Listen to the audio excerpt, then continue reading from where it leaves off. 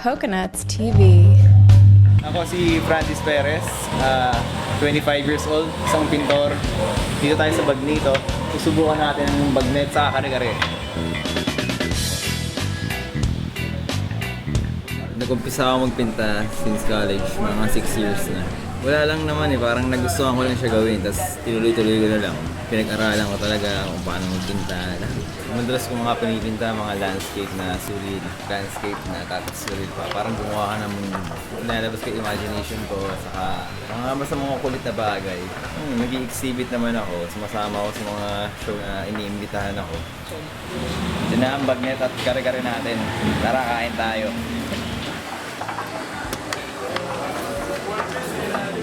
Bagnet siya na may kare-kare sauce.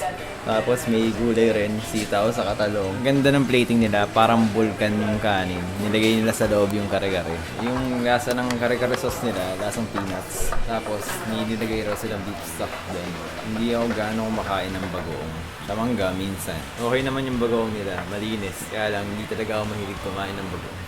Sa sobrang sarap ng bagnet, kinamay ko na. Yung laman niya tender, pero crunchy pa rin yung balat. Tapos hindi siya oily. Ang alam ko sa Ilocano, puro gulay lang. Ngayon ko lang nalaman na may mga bagnet sila. Meron silang dalawang sausawan.